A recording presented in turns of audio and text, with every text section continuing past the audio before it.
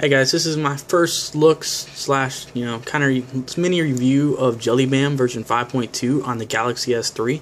Now, I just got this all set up the way I like it. I just haven't installed my apps or anything yet. I'm waiting to do that after this video. But I want to talk about all the customizations of this ROM. I know some of you guys have had issues trying to install this ROM, but it installed just fine for me. I just have an issue with like the boot animation, which flashes white for some reason. Not sure why, but so this is based on 4.2. See, this is JellyBAM version 5.2, of course. And if we go back now under AOKP, if you guys have used AOKP, the 4.2.1 builds, you know that you can change your carrier label. I have Brandon's S3. If you guys have followed my videos, I've had Brandon's Nexus, Brandon's Note 2, and everything like that.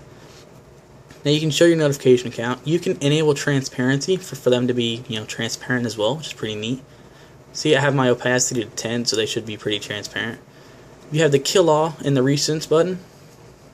You see the RAM bar up there, 1.1 gigs free, and then the kill all button down there. And I love this because this is they kind of borrowed this from Paranoid Android. You have UI mode, so you can have it in the phone UI, which is this, of course. In the phablet UI, everything is just a little bit smaller, but in the full tablet UI is when things are much smaller, which I don't really recommend on this type of screen, but if you want to use that, go ahead. But I'm just going to leave it on the phone UI because I kind of like it. I bought a phone to use phone UI, not tablet, and also you can allow the 180 degrees rotation, so if you wanted to, you can use your phone upside down, which I used that on my Note 2 one day, trying to brag in front of my friend with an iPhone, and my phone froze halfway through. It was terrible. I had to do a battery pull. Thank you, Android. But on the lock screen, you have tons of new customizations for the 4.2 lock screen. You can show your battery percentage. You can hide the initial page hints, which, if you don't want to show those, it's like the bars on the side. And also the minimize lock screen challenge, which I'll show you guys that in a minute. So let me just show you guys my lock screen, actually. So right here, I normally have my HD widgets, big old clock in the middle, but I haven't restored my app yet. So let's go back. My Galaxy Nexus is failing over here. But see, I normally have this widget right here, which is an HD widgets, which I like that a lot. It looks clean. I have weather and a clock, and it just works.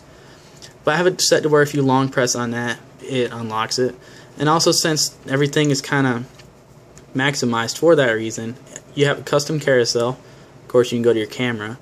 But with the CyanogenMod settings, I have it where if you long press on home, it turns on the torch. And it also turns it off if you long press on it again. But I also have it to where if you long press on this, it skips the track forward. And this also, if you long press on menu, it pauses and it plays a song, of course, which is a pretty neat feature.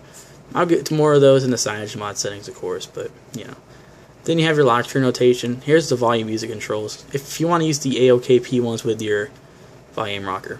And then here's the allow all and unlimited widgets. Power menu, I'm not going to go into that at all. You guys should know what the power menu is by now.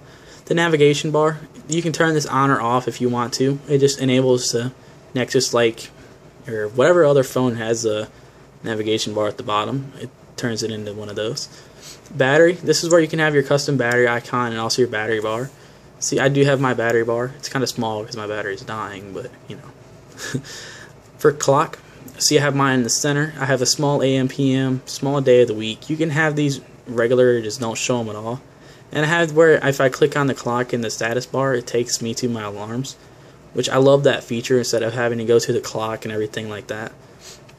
Now, signal is just where you can use the text as your signal and stuff like that.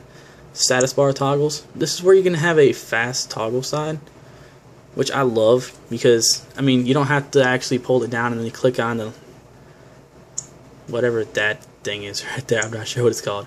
But you don't have to click on that. It automatically goes there. You can also choose your toggles per row. I'm not going to go into all the toggles because, they're pretty much the basic toggles that you guys have probably seen in CyanogenMod and AOKP by now. You can also mess with the LED light for custom apps, the sound, and also the vibrations. So let's go back. Now under CyanogenMod settings, this is where you can mess with their Cronus clock widget. So if we go under clock and alarm, this is where you can mess with the, like the boldness. You guys have probably seen that by now. You know how the hours are the only thing bold and the minutes aren't? But you can make them both or make them non-bold both, I guess. This is where you can enable your weather and enable your calendar events, because that widget also works on your lock screen too, by the way. Screen security, not really going to go into that. It's just where you mess with your security settings. Now, buttons action on the lock screen. This is what I was talking about earlier, where if I long press my back button, it goes to the next song because it's on the right, so I figured use that. Now, if I long press on the home button on my lock screen, it uses the flashlight, and long press on the menu, it pauses. Can't talk today. It pauses the song, which I think those are all neat features. So let's go back. Now, the hardware keys when the screen is actually on, this is where you can enable custom actions. So if I long press on the home key, I have it set to where it just goes to my recent apps, of course. Now, the menu key, I have it set to where it opens and closes the menu. You're not going to see anything now because there's nothing to open. But if I long press on it, it toggles the torch. Because I use the torch a lot, so I kind of have the menu button and the home button toggled to that. And also you can choose the 3-dot overlay like an HTC Sense, which I don't know why you would want that, but you know, options are always there. And let's go back. Now you can expand your desktop if you want to hide the navigation and status bar. I mean, well, you can add that option to your power menu where you can enable that. Now the exposed mods is where you can change the DPI of a custom app. So if we want, say, Gmail to be a custom size, you just have to turn this on and change the DPI of it to, say, 120, and it will be the tablet Gmail, which is pretty nice. I'm not going to go too much into that because I will be doing a full review of this soon. So performance control, there is no overclocking at all. It's stock 1.5 gigahertz, but you can underclock it, change your governor, stuff like that. Disable the media scanner, not sure why you would want to do that, but. And in case you guys are wondering, I have the show touches right here. I have show touches turned on so you can see my touches under the developer options. So, and about JellyBAM is just the developers, and also where they kind of took them from CyanogenMod and AOKP and some dude and his girlfriend. But if we go up here, we do have our device options. I'm not even going to pretend like I know what these are. So I'm just gonna let you guys look at those.